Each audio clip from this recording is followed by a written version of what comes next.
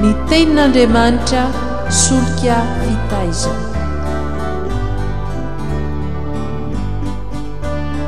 Fandaharana atolotry ny radio teny fiainana miaraka amin'ny fikambanana hira sy filazantsara.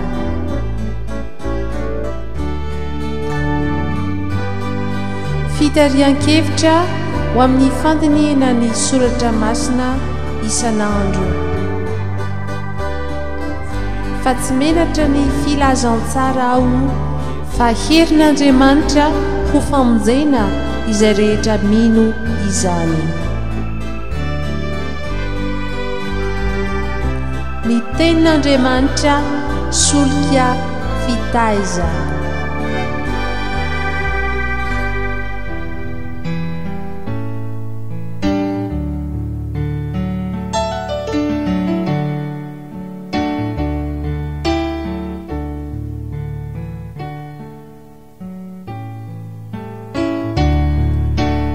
Misaotra an'Andriamanitra isika riavana raha mbola tafahoana itondray. Afaka mifampitafa manaraka ity fandaharana ny tenin'Andriamanitra solika fitaitra ity eto amin'ny radio teny fiainana. Ho amintsika rehetra ny fiadanan'ny Tompo.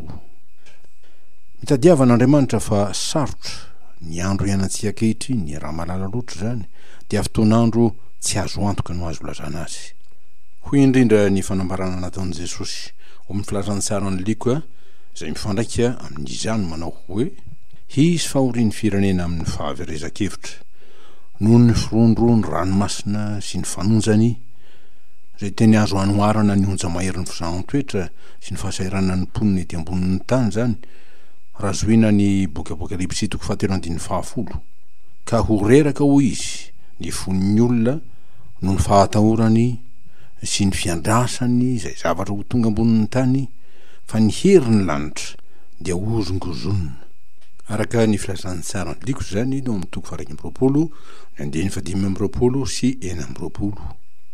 Fa iza tokoa moa no ahasakana ny fietsehan'ny herin'ny abakabaka sy ny toetry ny andro afa tsy Jesosy izay nanana fahefana mpitsahatra ny rivo mahery sy ny onjan-dranomasina fony izy to amin'ny sambo kely niaraka tamin'ireo mpianana.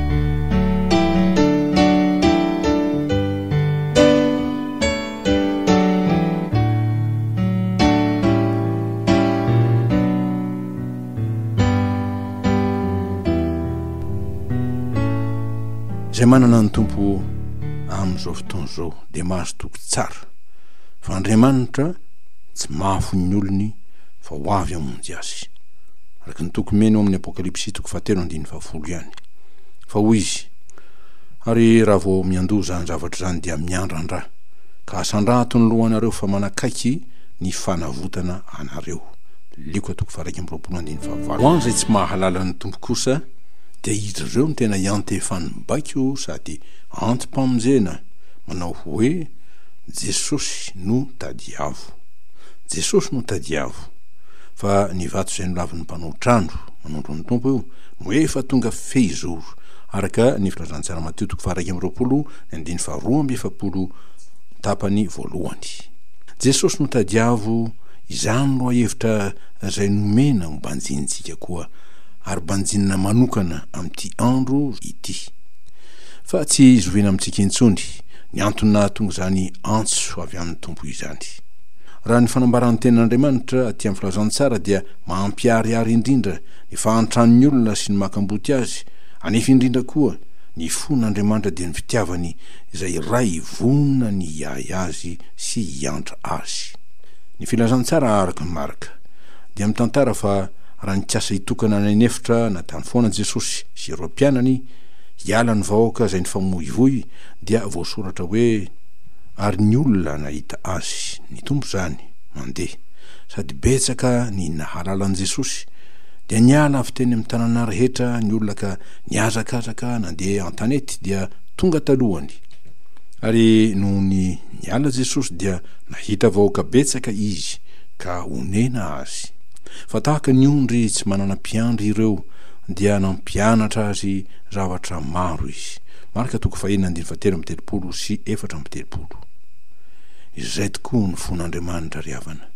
dia araka nanambaran'i Jesosy ny momba azy sy ny asa fanompona ataony ka namaliny ty mpanoradalàna iray zay naneho fahazotoana hanaraka azy, nanao taminy hoe mpampianatra hanaraka anao aho na aiza no aleanao.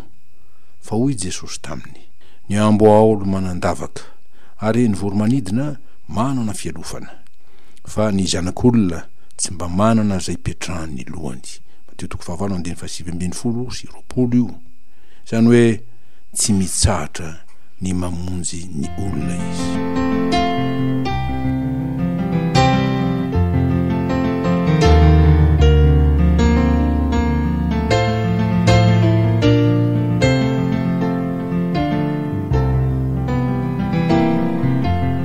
Ary satria sarobidy indrindra ny fanomezan'Andriamanitra mpamonjy mora azo indrindra amin'ny fahoriana ary mora fifanasa tsy miavonam-po dia Jesosy zany Andriamanitra nanaiky hidiny ety amintsika dia sarom-piaro ny amin'ny fanomezan'ny Tompo.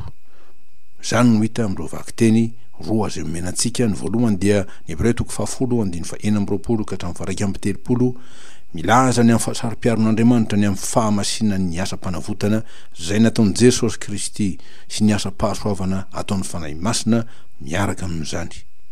Koa dia izy Andriamanitra ray no manao fanamarinana sy manome hasina sy voninahitra ny asa-panavotana vitan'i Jesosy sy ny asan'ny fanahy masina. Koa izay manohitra na mandà ny zanaka dia manohitra ny mandà zay naniraka azy, araka ny Luka 10:1-20 tapany 7. Ary dia mazava raha Andriamanitra no mamaly azy mivantana amin'ny teny tsy misy antra, satria tena fandrafinan'Andriamanitra no ataony mba hisakanana ny finoana ny asa-pamonjeny amin'ny alalan'i Jesosy Kristy zanany. Fa hoy ny Tompo, ahoana kosa no amafy ny fampijaliana ataonareo tokony hiatra amin'izay nanitsaka ny zanak'Andriamanitra ka nanao ny rano fanekena zay manamasina azy ho zavatra tsy masina, zany hoe zavatra toy ny azo hosehoseny zany, tsy ho teny hoe zavatra fanary, sady maniratsira ny fanahiny fahasoavana. Fa fantatsika izay nanao hoe ny famaliana dia ny Tompo izany, zao izy no hamaly, ary koa Jehova hitsara ny olony, zavatra matahotra ny ho azo ny tanan'Andriamanitra velona.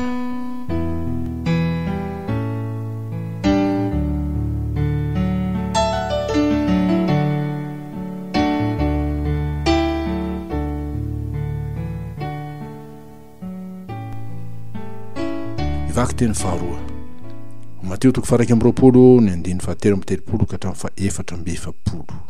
Teny mazava loatra ny amin'ny fanoheran'ny Jiosy ilay Mesian'Andriamanitra ka nahatonga fandringanana ho azy ireo, mba tanteraka araka ny voasoratra hoe mba ho amarina amin'ny teninao ianao ary ahery rehefa manana ady. Misalama 1:15 zany zay tondron'i Paoly aty amin'ny Romanina 7:1. Fa Andriamanitra tsy azo vazivaziana, fa izay afafin'ny olona no hojinjany. Hoy Paoly amin'ny epistily ho an'ny Galatiana 4:9 tapany 2. Raha izany ry avako no amalian'Andriamanitra zay manao tsinitsinina ny famonjeny, ny misy kosa ny anjara tsara zay ny maniny ho an'izay rehetra torotoro fo sy mitady azy amin'ny fo marina. Dia arak'izany mbola hiantefany ny antson'Andriamanitra manao hoe Jesosy no tadiavo.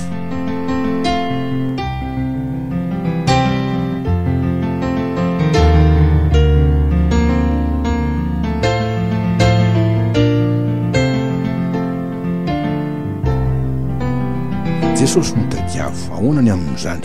Azo tadiavina tokoa va izy? Ny hoe Jesosy no tadiavo dia ambarany soratra masina fa izy ary izy tokoa no Andriamanitra tonga amintsika. Ho azo atao tokoa no mitady, ary mitady azy satria izy no efa tonga hitady antsika. Ary tsy hoe mitaditady fa tena mitady antsika ka tsy mamela raha tsy hita an'izay tadiaviny. Tahaka ny fanoharana nataony iny amin'ny ondry ray izay very, araka ny teny manao hoe iza moa ny olona aminareo manana ondry 100 ka very ny anankiray no tsy mandao ny 7 anenefitra ka mandeha hitady ilay very mandra-pahitany azy. Ary rehefa hitany iny dia ataony eo antsoriny ka dia faly izy. Luka 5:4-5 zany. Nohon tsy mbola fahalalan'ny sasany moa dia misy ireo izay manakina sy mandahy ny maha-Andriamanitra an' Jesosy Kristy. Kanefa na ny testamenta taloha dia fantatra loatra fifananambara mialohany aminy. Ny testamenta vaovao raty io dia manao izany, dia ny fanambarana ny fahatanterahany reo filazanany amin'i Jesosy sy ny teny fiasana indray momba azy. Izany dia azo bangoina araka ny soratany Jana apôstôly manao hoe tamin'ny voalohany ny teny, renitsoratra ny teny, milaza ny fiziny manokana, lazaina hoe personnifié, verbe personnifié, raha ny teny baiko no ilazantsika azy. Ary ny teny tao amin'Andriamanitra, ary ny teny dia Andriamanitra. Izy dia tao amin'Andriamanitra tamin'ny voalohany, izy naharina ny zavatra rehetra, ary raha tsy izy dia tsy nisy naharina izao zavatra hary rehetra izao na dia iray aza. Izy no nisy mpiainana, ary ny fiainana no fanazavana ny olona. Ary ny teny dia tonga nofokanonina tamintsika, ary hitanay ny voninahiny, dia voninahitra miendrika ho an'ilay tokana avy tamin'ny ray, sady feno fahasoavana sy fahamarinana. Jaona toko voalohany 2:4 sy ny 2:4 zany. Fa Jesosy tsy tonga ho azy tety tokoa, fa ao ireo fanambarana mialoha izay nataon'ireo mpaminany, ary ho tsongaitsika noho ny amin'ny fotoany voatery ny ray amin'izy ireny fanambarana lehibe izay nataon'i Isaia, mpaminany mesianika moa na mpanambarany Mesia, izy manao hoe amin'ny anaran'ny Tompo, fa zaza moteraka ho antsika, zazalahy nomena antsika, ary ny fanapahana dia eo antsorony, ary ny anarany atao hoe Mahagaga, Mpanolontsaina, Andriamanitra mahiry, Rainy mandrakizay, Andrin'ny fiadanana. Isaia 7:5 zany.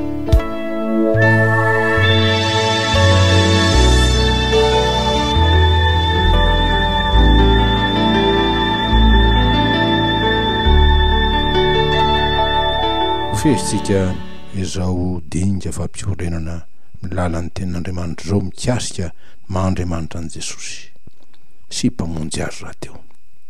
No lavy ny olona tokoa izy noho ny tsy fahamarinana ny fonom-panota, araka ny teny hoe tonga tany amin'ny azy izy kanefa ny azy tsy nandray azy.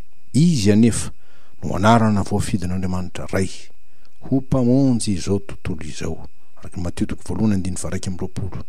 Saingy na dia teo aza ny fandavan'i Jiosy azy, ny vato izay milava mpanao trano no efa tonga fehizory hoy ny tenin'Andriamanitra. Mateo 1:22 tapany voalohany. Araka izany tadiavo Jesosy, izy no aka ho tadiavina, fa tsy misy famonjena amin'ny hafa, fa tsy misy anarana hafa ambany lanitra nomena ny olona izay hazo antsika famonjena. Asan'ny apôstôly 4:4-20. Sambatra izay mahita azy ry havako ka mandray azy, fa izay rehetra nandray azy hoy Jana apôstôly dia nomeny hery ho tonga zanak'Andriamanitra, dia izay mino ny anarany. Filazantsara araka ny Jaona 1:2. Mbola fanirian'ny fon'ny Tompo indrindra, ny hahita fo mangetaeta sy mitady azy, ka hanao tahaka ny mpanao salamo hoe Andriamanitra hianao, mitady anao fatratra aho, mangeta etanao ny fanahiko, maniry ianao ny nofoko eto amin'ny tany maina sy mangetana tsy misy rano. Salamo 3:2. Ary satria izy Tompo no efa nitady ny olony, dia hiseho aminy tokoa izy, mba azony miteny manao hoe efa nahita ny Tompo aho. Ho vonahitr'Andriamanitra irery eo amin'ny anaran'i Jesosy Kristy, Tompo sy mpamonjy mandrakizay. Amen.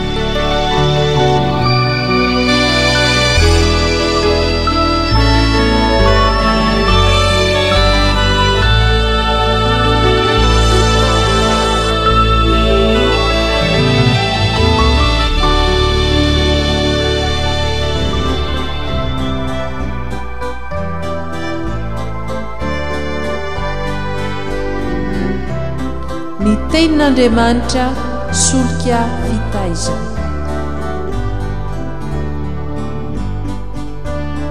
Fandaharana atolotry ny radio teny fiainana miaraka amin'ny fikambanana hira sy filazantsara.